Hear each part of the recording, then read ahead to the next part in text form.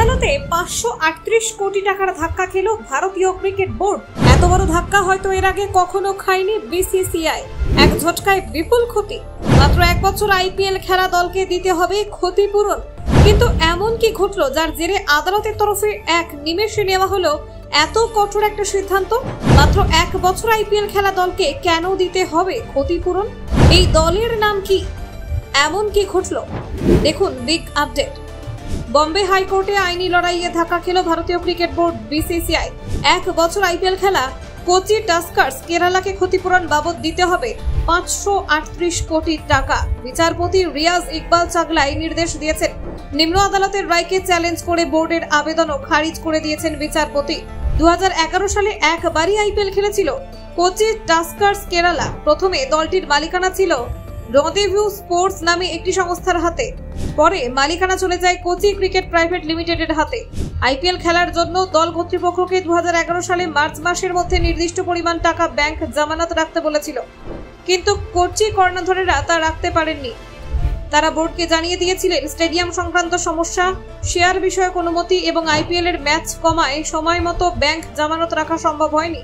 সেই সময় বোর্ড কর্তৃপক্ষ কোচি কর্তৃপক্ষকে কিছু বলেনি। পরে ব্যাংক জামানত না রাখার কারণ দেখিয়ে কোচির সঙ্গে চুক্তি ভঙ্গ করে বিসিসিআই এবং রদেভিউ স্পোর্টস প্রথমে যে টাকা জমা রেখেছিল তা তুলে নেয়।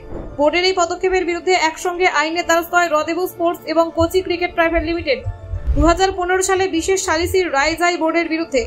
সুদ সহ রদেভিউ স্পোর্টসকে 153 কোটি টাকা এবং কোচি ক্রিকেট প্রাইভেট লিমিটেডকে 384 কোটি টাকা ক্ষতিপূরণ বাবদ দেওয়ার নির্দেশ দেওয়া হয় বোর্ডকে।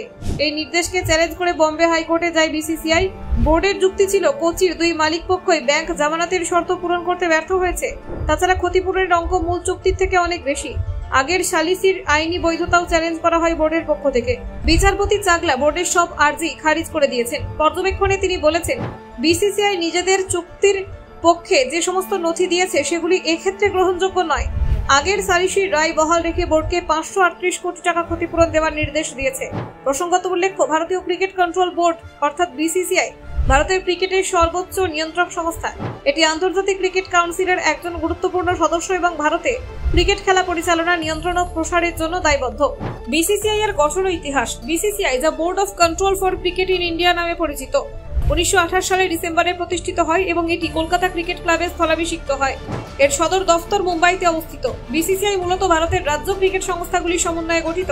এর প্রধান কাজ হল খেলোয়াড়, আম্পায়ার এবং অন্যান্য কর্মকর্তাদের নির্বাচন করা, সেই সঙ্গে আন্তর্জাতিক ও ঘরোয়া ক্রিকেটের বিভিন্ন দিকগুলি পরিচালনা করা।